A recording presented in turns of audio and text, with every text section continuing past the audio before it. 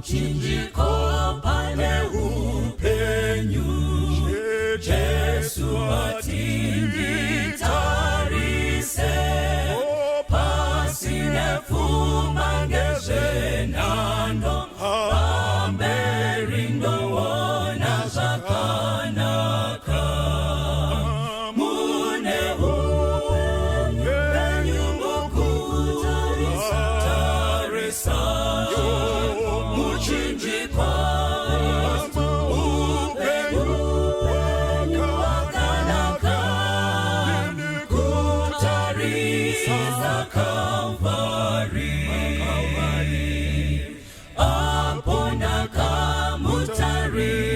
Jesu, iye akanyemwerera, kuti nawa mumatambudzo, muchinjiko unondisimbisa.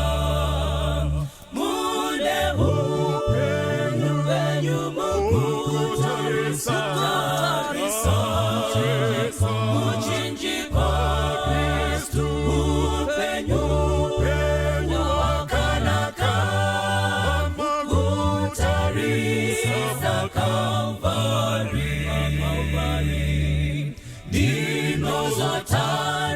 mchinjiko ndosimbira muchinjiko, hakuna anozoputsika panosimbira simba redenga. Mune upenyu mukutarisa, muchinjiko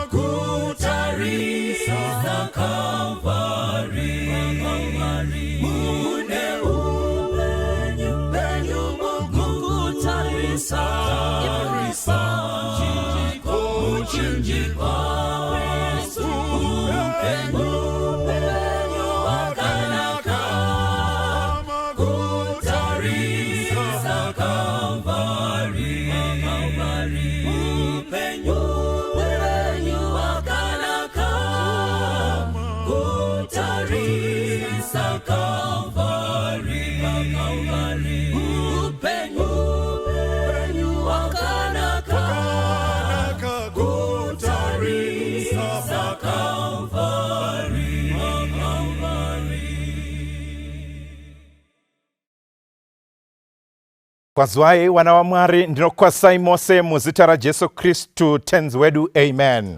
Toda kutenda Mwari zvakare nechipo cheupenyu chaanotipa, nemikana mizhinji yaari kuramba achitipa yekuti tinzwezve zvimwe zvaJesu. Wawariro yake ndeyekuti iwe neni ndiponeswe. Zvese zvaitwa zvapera, tasvika pakupetwa kwenyika. Nyika ino paichapetwa sebhuku, totorwa toenda kumusha. Iwe neni tambowana mukana wekugara patsoka dzaJesu, tichinzwa shoko rake. Hazvina kufanira kuti tiwanikwe takarashwa, asi tiwanikwe takaponeswa.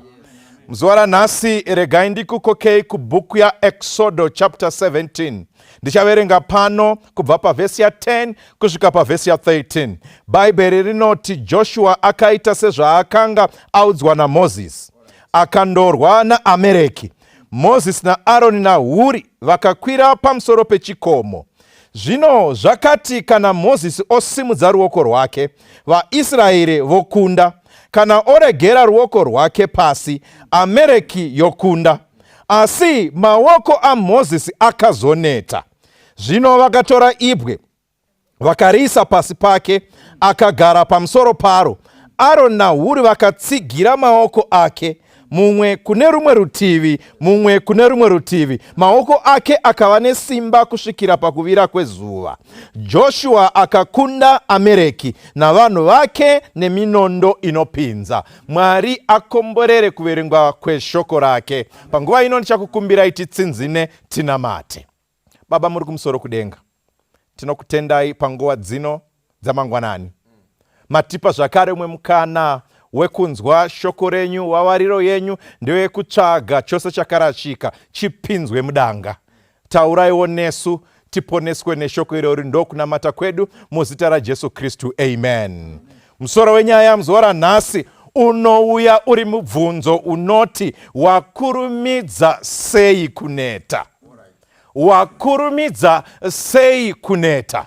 Saka muchacherechedza nekuona kuti chitsauko chataverenga mubhuku raExodus chinowanikwa munhoroondo yevana vaIsraeri apo vakanga vari parwendo rwekubva kuIjipita vachienda kuKenani. Rangarirai, vana vaIsraeri vakanga vari nhapwa muIjipita kwemakore anga asvika 400 kwavakanga vachitambudzika. Mwari ndokuzovadzikinura, ndokuvasunungura kuti vadzokere kunyika yavo yechipikirwa yehuchi nemukaka, nyika yeKenani. Saka patinodzidza nyaya iyi, regai ndibve ndaisa pachena vana vaMwari, hatizi kunyanyo kutsvaga kungotsvaga nhoroondo, asi iwe neni tine zvidzidzo zvatinofanira kuwana, nekuti nesu tiri Israeri yanhasi tiriwo parwendo kubva Igipita tichienda Kenani. Tiri kubva paIgipita yepane rino pasi tichienda Kenani yekumusha kumusoro kudenga. Vana vaMwari, sizohamba ezulini,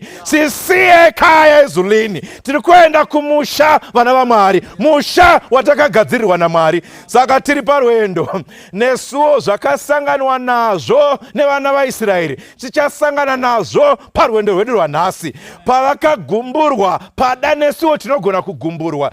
Bedzi kana tadzidza kubva kwavari ndo patinogona kuyambuka pavakanyura, patinogona kuyambuka pavakagumburwa. Saka nyaya yavana vaIsraeri vachibva Igipita vachienda Kenani inotanga Mozisi atumwa naMwari. Rangarirai pagwenzi rinopfuta, Mwari ndopanoudza Mozisi kuti ane basa raari kumutuma kuti adzoke kuIgipita, adzoke kuna Farao, andomuudza mashoko anowanikwa pana Exodus chapter 5 verse ya 1. Bhaibheri richitsanangura rinotenda unoudza Farao uti, zvanzi naJehovha Mwari waIsraeri, tendera vanhu vangu kuenda kuti vandiitire mutambo murenje. Zvikanzi let my people go is the message to Pharaoh. Ndo shoko rakanga riri kuna Farao, asi ndinorwadziwa nemhinduro inobva kuna Farao. Farao anopindura achiti, Jehovha ndiye aniko kuti nditeerere izwi rake, kuti nditendere vaIsraeri kuenda? Who is this God that I should obey him and let Israel go? Hakuna kunonzi kumura Mwari kunosvika pakasvikwa naFarao. Farao anomura Mwari zvekupedzisira, zvekubvunza kuti Mwari ndiani. Saka muchaona kuti Farao achinzwa mashoko iwaya kubva kuna Mozisi anosvika pakuomesera vana vaIsraeri zvakaomarara zvakadaro. Vakanga vari nhapwa, vachisevenzeswa, vachikanyiswa zvidhina. Zvidhina zvavaikanyiswa zvainge zvakasanganiswa neuswa kuti zviome, vaivigirwa huswa hwacho. Asi pano Farao akuaomesera basa, zvikanzikana neuswa hwacho, chiendai munozvitsvagira moga, asi resheni yenyu haisi kuchinja. Muri kufana kukanya zvidhina zvakafanana nezvamaikanya pataikuunzirai huswa nepamaakusvitsvagira mega. Saka basa revana vaIsraeri rinooma zvakadaro. Farao ndokuona kuti pane kuda kutiza kungangoitika nevana vaIsraeri kana vanogona kutimukira, nekuti havachada zvemuno zveutapwa. Mozisi auya neshoko rekuti let my people go, vanhu vanogona kunetsa. Farao ndokuomesa basa revana vaIsraeri.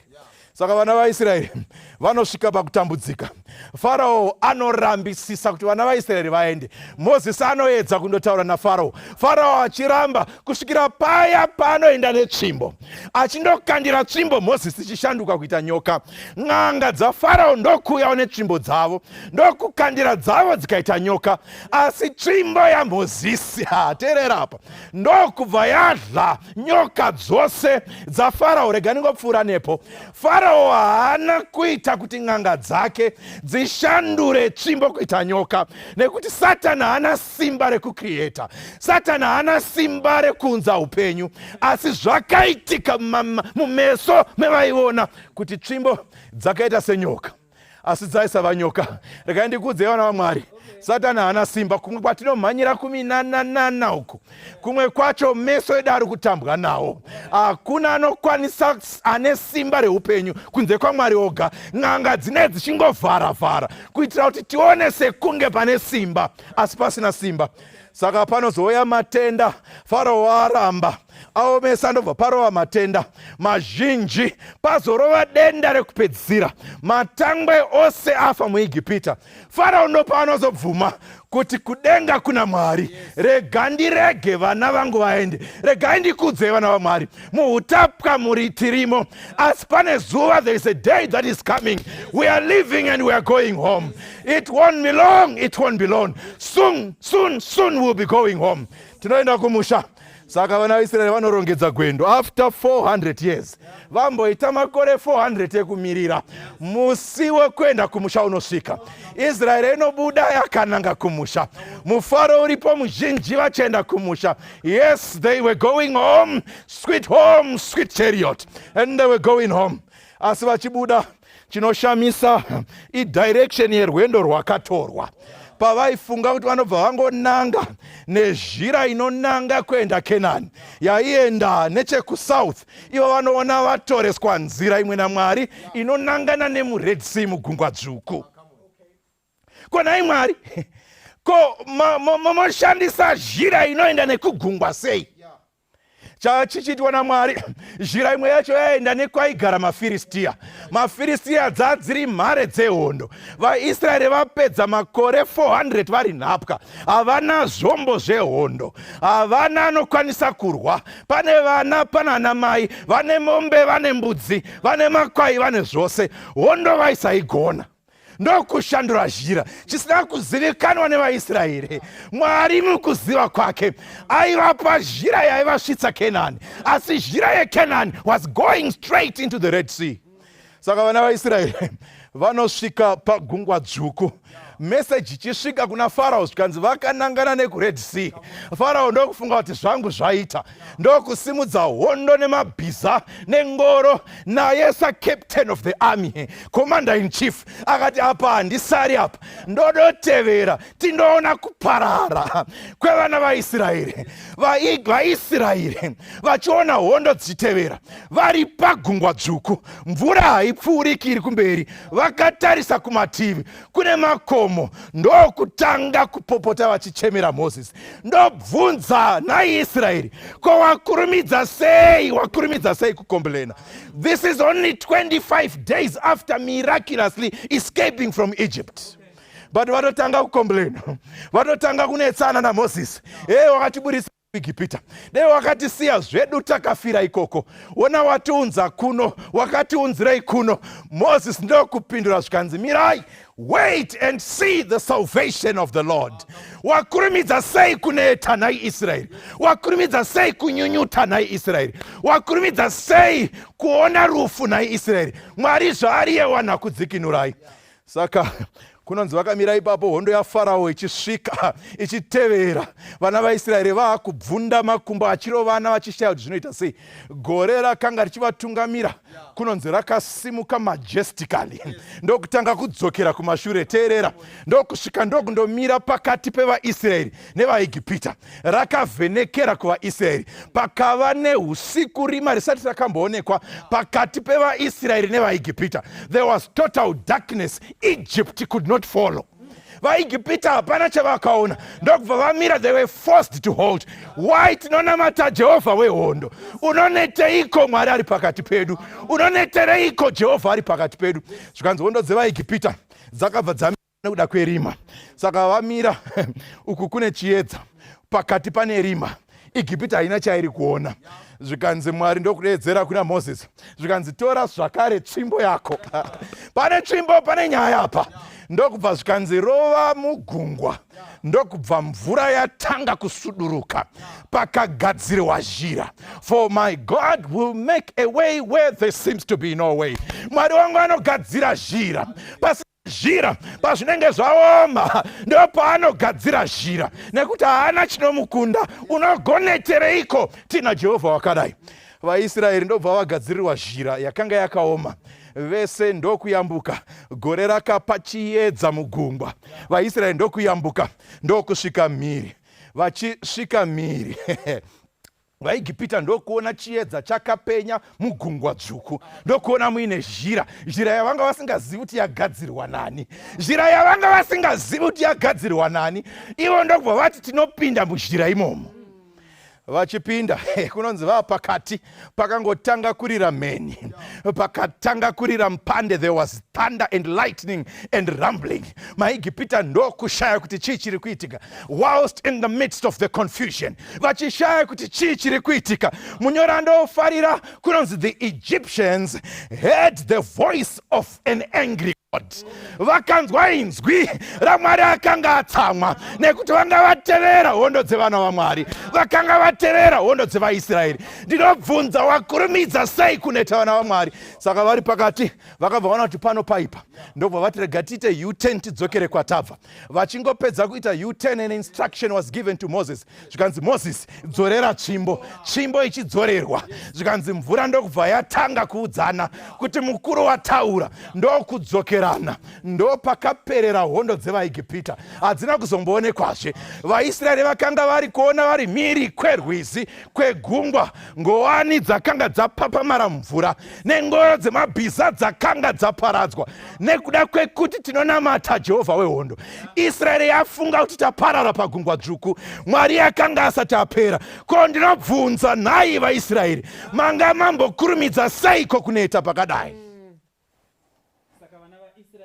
Pukuta guruva mutsoka vachangobva kuyambuka nekuti gungwa parakapatsanurwa pakaita kuoma, vakafamba pakaoma. Saka bhizi vari mhiri kwegungwa dzvuku vari kuzunza guruva. Paimbova nedhaka kwenguva isingazikanwi, pakaomeswa nekuti Mwari wanga ati vanhu wake ngawadarike. Vari kuzunza guruva. Pavari kuzunza guruva, miri yemota ahewa, kuzunza guruva hakuna kunaka. Ngatitetsure kanyimbo titende Mwari pazvikuru zvaaita. Asi muchaona kuti this enthusiastic song at the drop of a hat was turned into bitter complaint. 3 days, mazuva matatu, vana vaIsraeri vanofamba at a waterless stretch. Aiwa gungwa ratsemuka haro, but muupenyu uhu, murwendo rwechiKristu, one way or the other, uchasangana ne a waterless stretch.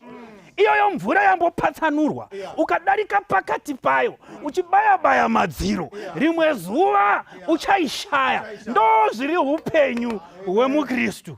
Asi kana zvadaro, iwe ukaneta, tinovhunza, ko wagokasika sei kuneta? Wakangano here mvura yawanga uchishaina uchifamba pakati payo? The same God akaita kuti udarike pakati pemvura ari madziro, ndiye yanewe pauri kufamba payo waterless stretch. Usakasika kuneta Israeli. Saka vakafamba mazuva matatu, ndobva vasvika. Nzvimbo iyi yakazopuwa zita nekuti vanga vasvika. Just imagine mazuva matatu uri kufamba, nyota yarova, kuri kupisa mugwenga, vana havachina mvura, iwe wacho hauchina. Mwana ari kutarisa kwauri kuti uite plani sababa, iwe unotarisawo kuna Mozisi kuti aitewo plani semuridzi werwendo. Hapana ari kuziva kuti todii. Mobva maona mvura from afar. Muri kuiona mvura from afar, iyo mvura iyi. Saka speed inotanga kuwedzera. Usati wambozviona iwe munhu akaona kuti ndaakusvika pasolution yangu, zvinhu zvangu, speed inotanga kuwedzera.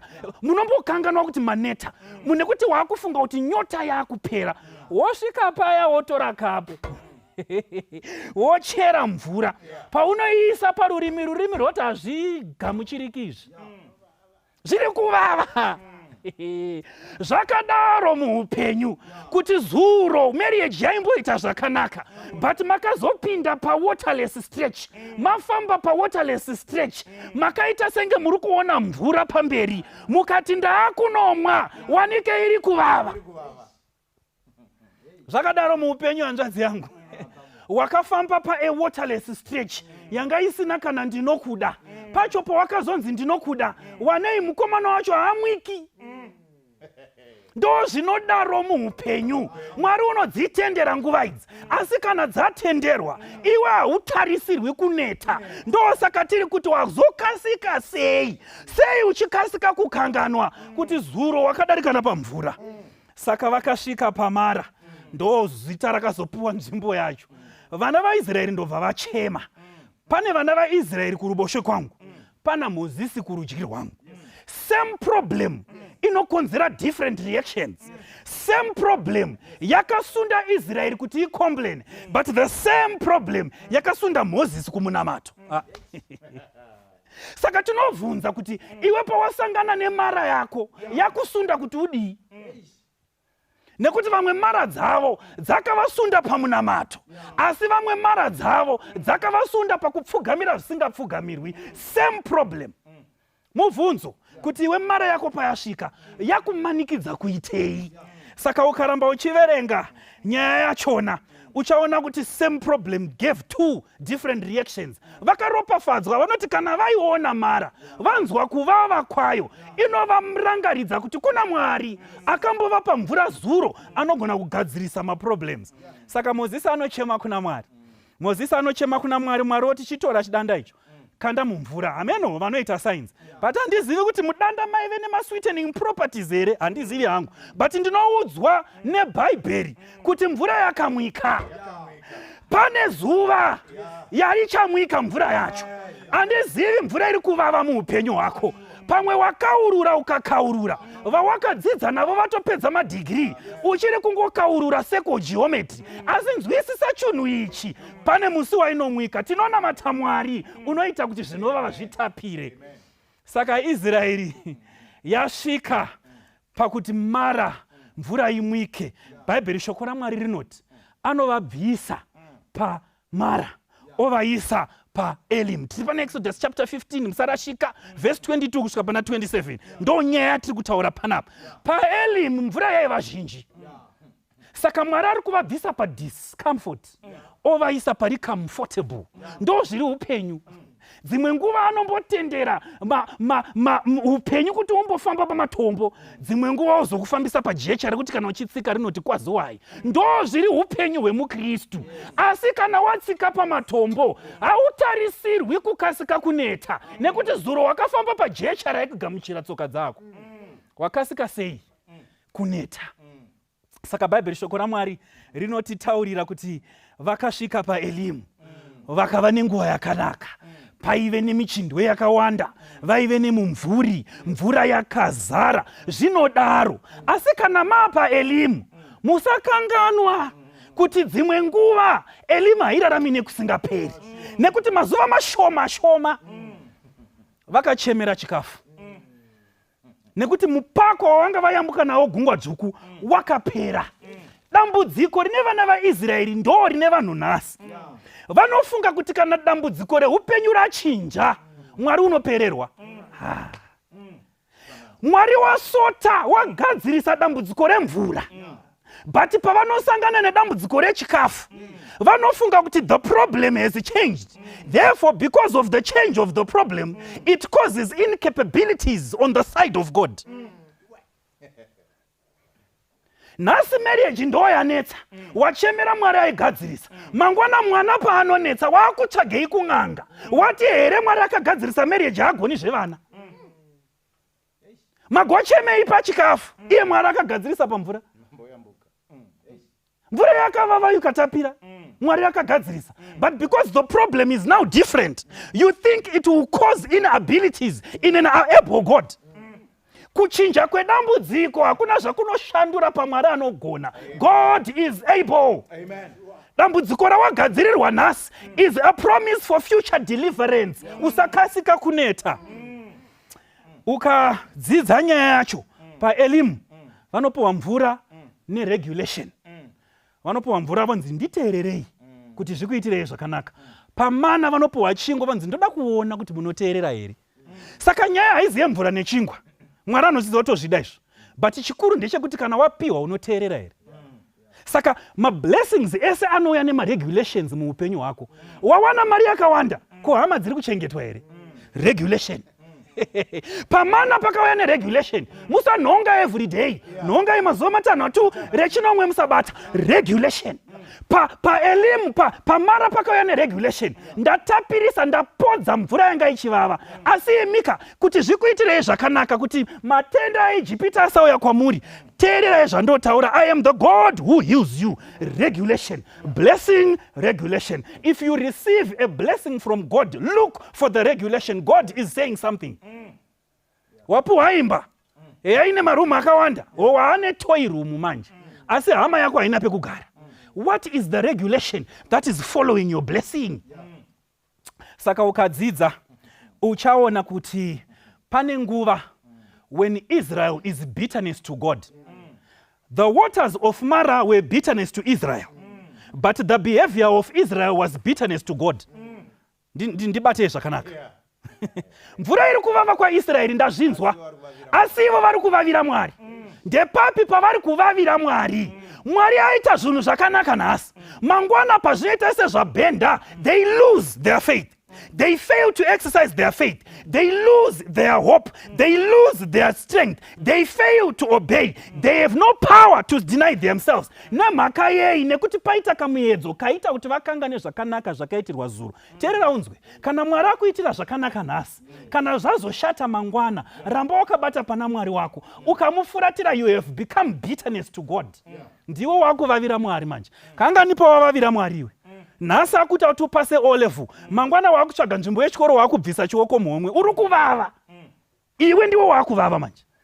Nhasi Mwari akupa murume, mangwana wakumupfuwira kuti aite munhu kwaye, uri kuvava.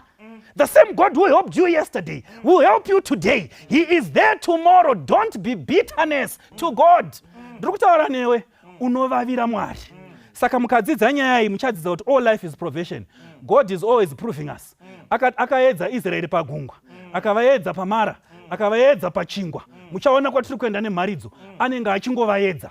Varume vabva pano vasiya Israeri iri parwendo. Saka tiri kusangana neIsraeri yasvika pana Exodus chapter 17. Regai tiverenge. Vesi ya 1 inotiko, zvino ungano yose yavana vaIsraeri yakabva murenje yeSini vakafamba vachita nzendo sezvavakanga varayirwa naJehovha, vakavaka misasa yavo paRefidhimu. Zvino ipapo pakanga pasine mvura ingamwiwa, vakati, vanhu vakarwa naMozisi vakati, tipe mvura timwe. Mozisi akati kwavari, munorwireiko neni? Munoidzireiko Jehovha? Vesi ya 3. Vanhu zvino vakanga vane nyota yemvura ipapo. Vanhu vakapopotera Mozisi vakati, wakatibudisireiko Ijipita kuti utiuraye nenyota, isu navana vedu nezvipfuwo zvedu? Mozisi akachema kuna Jehovha akati, ndichaiteiko navana ava? Voda kunditaka namabwe. Jehovha akati kuna Mozisi, tungamira pamberi pavanhu uende navakuru vaIsraeri, utore tsvimbo yako yawakamborova rwizi nayo muruoko rwako uende. Tarira, nchamira pamberi pako padombo riri paHorebhu, urove dombo iro, mvura ichabuda pariri, vanhu vogonwa. Pane chinhu chinondishamisa pana Israeri, nekuti pane zvaitwa naMwari. Pane 39 days Israeri yabva paRed Sea kusvika panzvimbo yavasvika. Israeri ichitungamirirwa naMwari, haina kungonzi endai.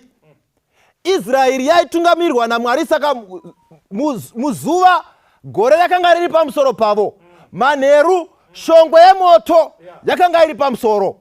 Saka Mwari ndiye aipa madirection. Saka uchaona kuti Israeri payakadirectwa yakananga paRed Sea, gore harina kumira. Muna kundinzwa? Gore parakasvika paRed Sea, hapana vhesi inoti gore rakasvika rikamira parakaona gungwa. Saka gore raitwa advance kuti handei, but Israeri ichisvika inomira. Denga ndobva rati hamuna kujaira izvi, rega tiite zvamakajaira. Maizviziva here kuti pamwe nhasi dei Israeri yanga ine kutenda, pamwe dei tiri kurava kuti Israeri yakagadaira pamusoro pemvura, nekuti chavaifana kuita kutevera gore. But gore parakafamba vakamira, gore ndobva rati aiwa, rega tiite zvamakajaira. Saka ndinoona denga richizvambarara muRed Sea. Denga richingozvambarara mvura painosangana nedivine inoti hazvina kujairika yopatsanuka poitika mukaha. Israeri yofamba pakaoma, but Israeri yafamba pakaoma inosvika pasituation iyi yochema kuna Mozisi, ko waneta seIsraeri, Mwari pane zvaamboita paRed Sea. Zvisina kukwana. Israeri inoti yabva paRed Sea, Mwari pane zvaanoita zvakare. Vanosvika pane mvura inovava, ndobva vachema.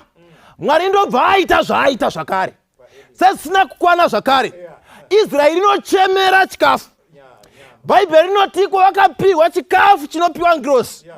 But zvakadaro pavanosvika paRefidimu, Israeri iri kungochema. Wakurumidza kuneta sei mukati meupenyu.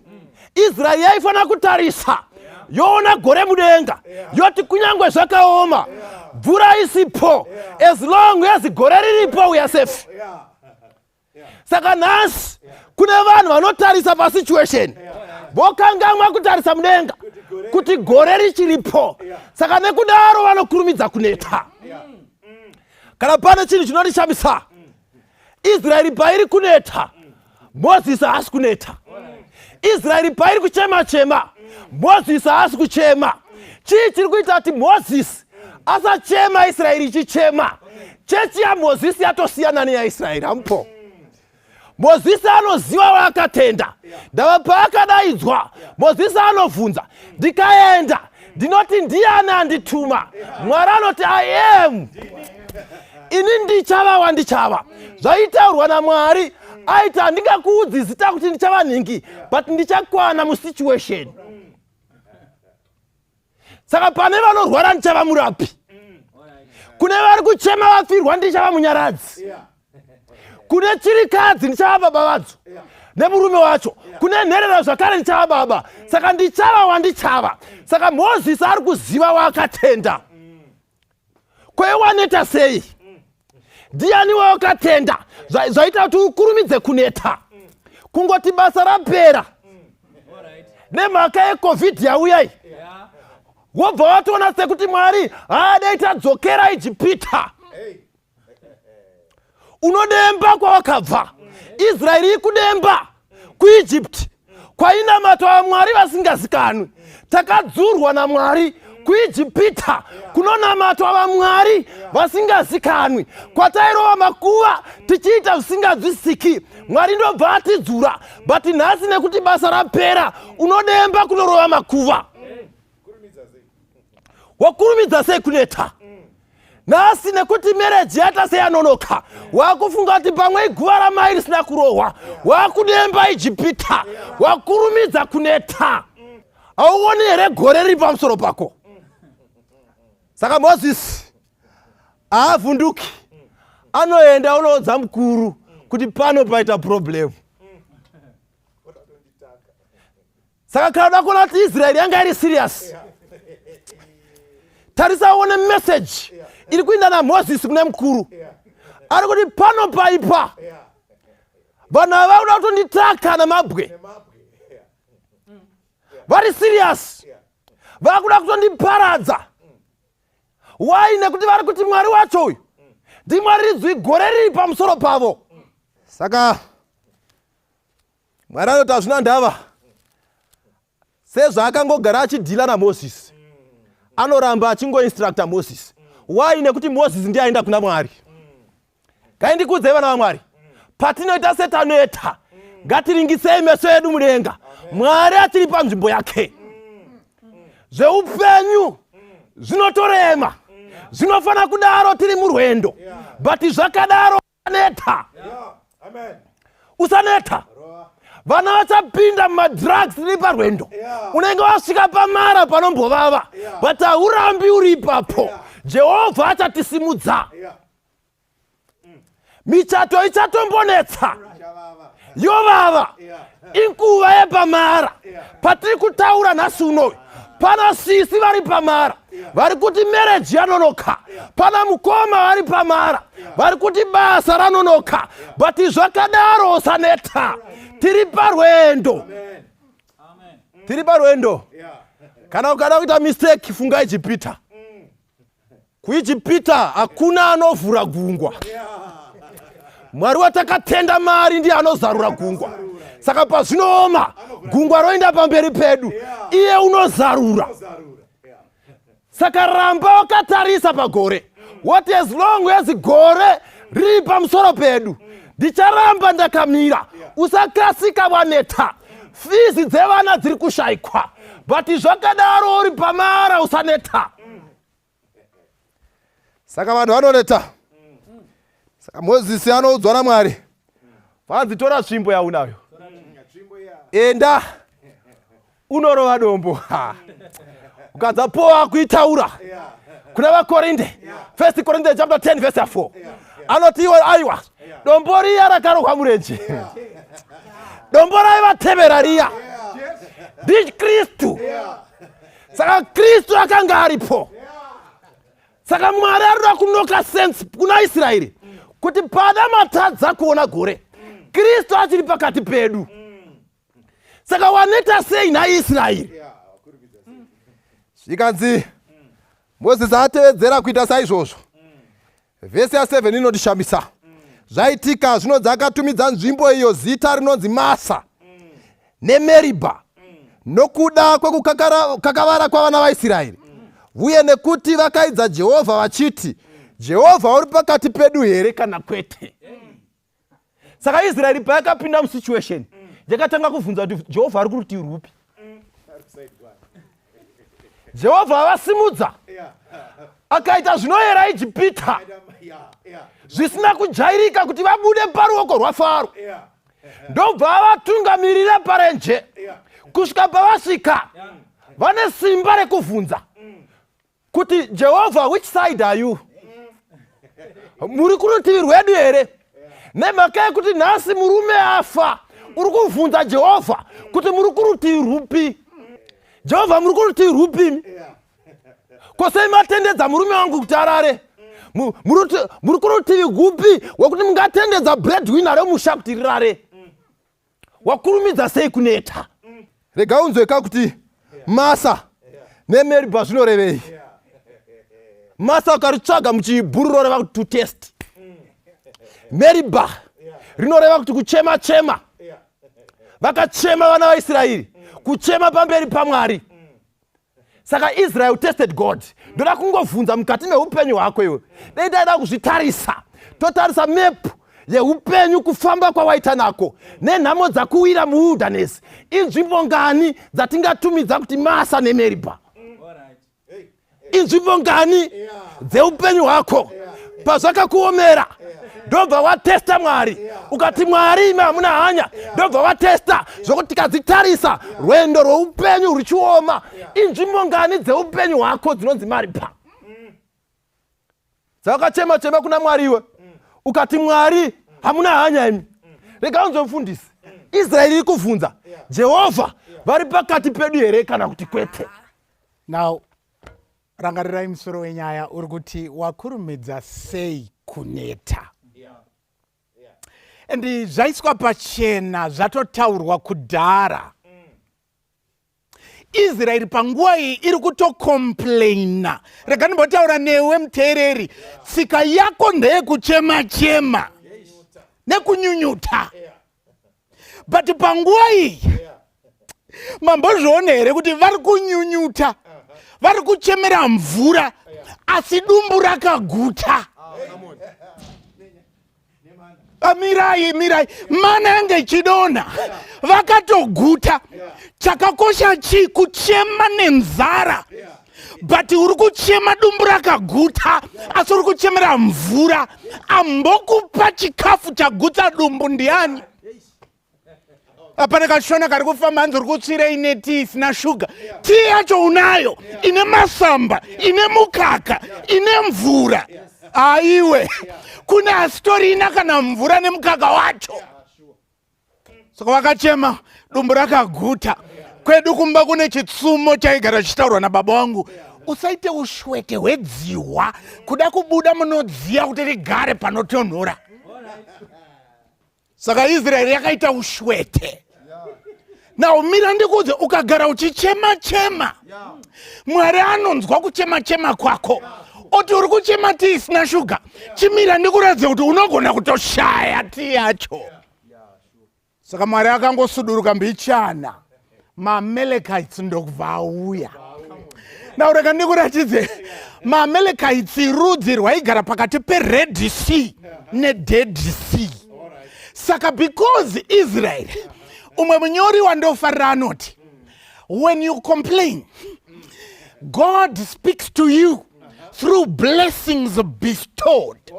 But when you don't listen and appreciate, God will speak to you through blessings removed. Saka Mwari akati kana muri kukomplaina mvura yandambokupai futi, muri kukomplaina asina kupai mana, chimira ende kuradze undogona kumbosuduruka. Na wakangosuduruka, MaAmalekites akati thank you. Ndokubva vapinda muIsraeri. Ndokubva vatanga kuita basa ravo, vakatanga kumaraudha nekutora zvinhu zveIsraeri. Na uchiona manje, Israeri payaona kuti MaAmalekites apinda. Mukaramba muchiverenga text, verse 17, chapter 17, verse 8 uchidzika nayo. Moses anoti kuna Joshua. Zvikanzi Joshua vanhu vaneta ava vanga vachifamba vaneta. Chiita so Joshua. Tsvaga varume vaunogona kuona kuti ava vanorwa, uvatore. Mangwana uchaenda navo. Ini naAroni naHuri tichakwira pachikomo. Apa nechirahwe chaitaurwa nemukuru. Zvikanzi iwe uri wegorira wofe. Ndorangarira ndiri kuchikoro ndiri form 2. Zimbabwe yaizikanwa for the best gorilla warfare in Africa. Not even in the whole world. Pa gorilla ground force. Zvikanzi Joshua, iwe uriwe ground force, gorilla warfare. Asi nini ndiriwe air force. Zandichaita ndichatora Aaron naHuri. Toenda muchikomo. Iwe uri pa ground, iniri mumhepo. Mumhepo handisi kudana umwe munhu. Usanyeperwe kuti mudzi. Ndodana kuna Mwari anogara mudenga. Saka mangwana akati asvika, Joshua ndokuenda neground force. Moses naAaron naHuri. Panondinakidza manje, vadzidzi veBhaibheri vanoti Huri nditsano ndo murume waMiriam. Miriam ndo hanzvadzi mukuru yaMoses naAaron. Saka paukama. But uona manje paukama vanonamata. Kunewe usingatonamati naanatsano vako. Saka Moses anokwira, vakwira. Ndokupiwa method. Zvikanzi mutana ukasimudza maoko, Israeri inokunda. But paakasimudza maoko, haanangosimudza maoko ari kunamata. Vesi 5 mairava, yati ane tsvimbo muruoko rwerudyi. Vesi 9 yaraviwa, ane tsvimbo muruoko rwerudyi. Asi maoko ose akasimuka. Pane chirahwe chiripo. Now paakasimudza maoko, Israeri iri kuwina. But chinondishamisa kana makateerera, maoko akatanga kuneta. But vari kutowina. Kunyange vari kuwina, maoko akaneta. Pane chirahwe chodaura panhurwa varume. Rega ndikuudze murwendo urwu kunamata. Kunyange Mwari akuitira zvikukutu, kunyange uine matestimony wakagukuchira, maoko achaneta. Unoda nokubatsira. Bhaibheri raisa pachena. Zvikanzi tsano namukoma vakauya nedombo, zvikanzi mutana garai padombo. Ndokugara padombo. Vagara padombo, Aaron kurudyi, Huri kuruboshwe, ndokubata maoko akasimuka. Israeri ndokuwina. Asi kana makateerera vhesi, vakaenda kuhondo ari makuseni because vakafuma kuenda kuhondo kuseni. But hondo ikana makateerera richiraviwa Bhaibheri rati ronowira zuva, kureva kuti the whole full day hondo yaitsva, maoko akasimudzwa. But miratira pano rechirahwe, kusimudza kwemaoko kune zvakuri kutaura. Kubatwa kwakaitwa naAaroni naHuri, vari kuti murwendo urwu zvinoda vanokutakurirawo mutoro pakukubatsira. muimbi werwiyo anoti ndinamatire ndigokunamatira. Dzimwe nguwa mutoro uyu unorema, ndiri ndega ndiugoni, ndibatsirewo ndikubatsire. Saka vamubatsira pane chinoitika. Maoko akasimukirei. Ko formula yangodii kuti Moses ukangokwira pachikomo ukanamata zvinoita.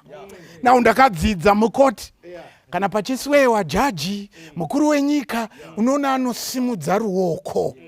Asimudza ruoko ochipika kuti ndibatsireiwo Mwari. Now ndakangodzidza kuti kosei ruoko ruri kusimudzwa. Zvine zvinhu zviviri zvazvinoreva. Kusimudza ruoko rukuti I surrender, ndiri ndega ndigoni. Saka juti riri pamberi pangu handiri ndega varume, ine handigoni, musatarisire chinhu, handigoni, ndiri kutosarenda. Ndo number 1. Number 2, kusimudza maoko, you are summoning a higher power. Saka Moses ari kuti tiri tega isusu, hatina chinhu, but we call unto you the most high God. Now Mwari anoita manyemwe, but mira, maoko haana kungosimuka asina chinhu, mune chimbo muruoko rwerudyi. Chimbo itaiona kutotanga iri nyoka pagwenzi rari chipfuta risingachi.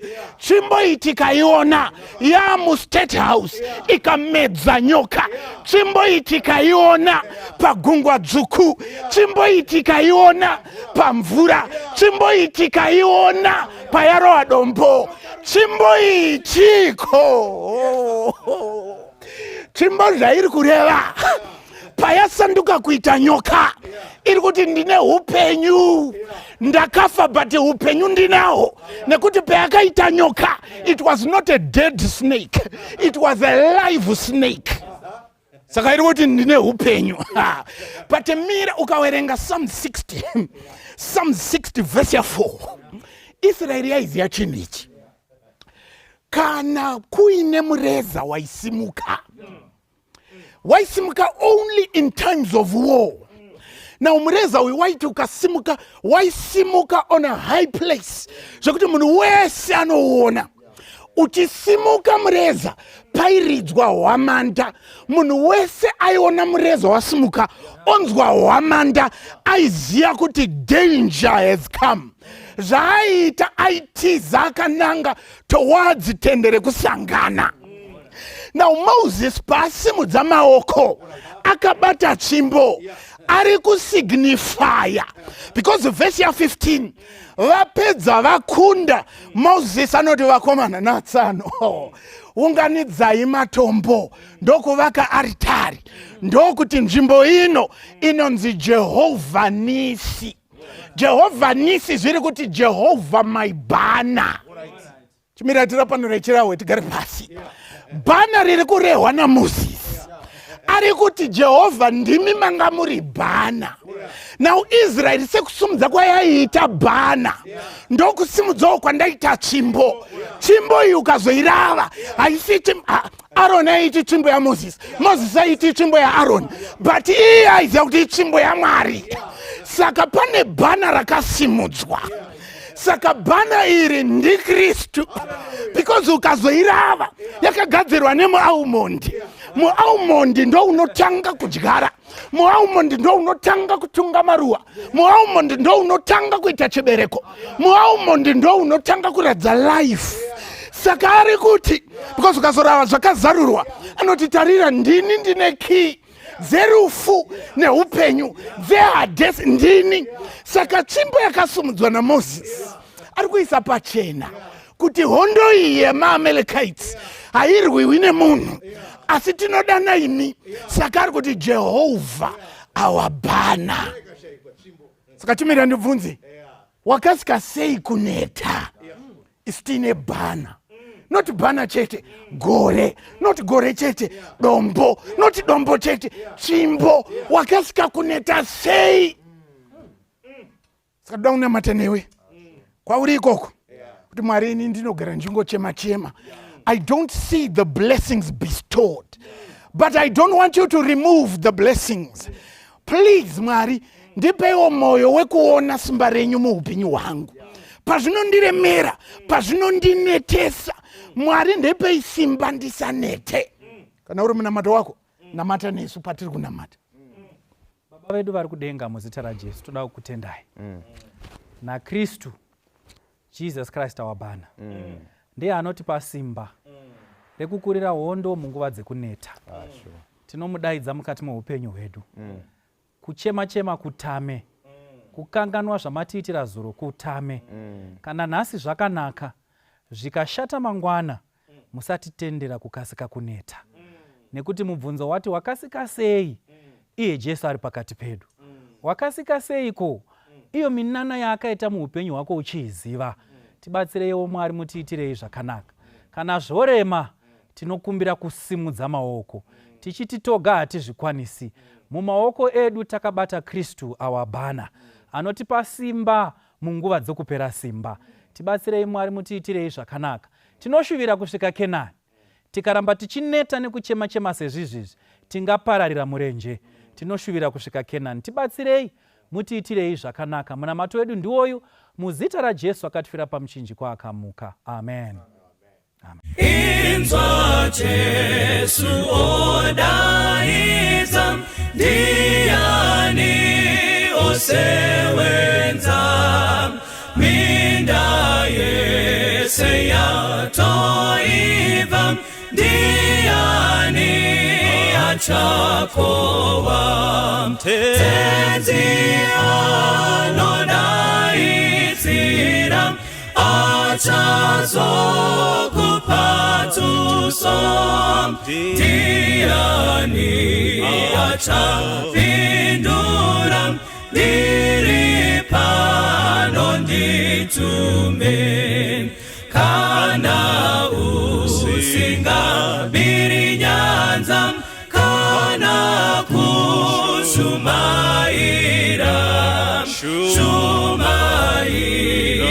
vahedeni, akakutenderedza, Kana usiri ngirosi, Kana usi Pauro Taura, rudo rwaJesu, uti akatifira, Kana usiri murindi, Parusvingo rweZioni, Uchinongedza kudenga, Kuno paupenyu, nemina matone zvipo, woita kuda kwake, ungafanane naAron, kubatsira muprofiti, apo mweya iri kufa, Tenzi achidaidza, usazoti neunyope, handikwanisi basa, ita basa ranokupa, farira basa rake, kasika kumupindura, Ndiripano nditumei, apo mweya iri kufa, Tenzi anodaidza, usazoti neunyope, handikwanisi basa, ita basa ranokupa, farira basa rake, kasika kumupindura, Ndiripano nditumei, ita basa ranokupa, farira basa rake. kasika kumupindura Ndiripano nditumei kasika kumupindura Ndiripano nditumei kasika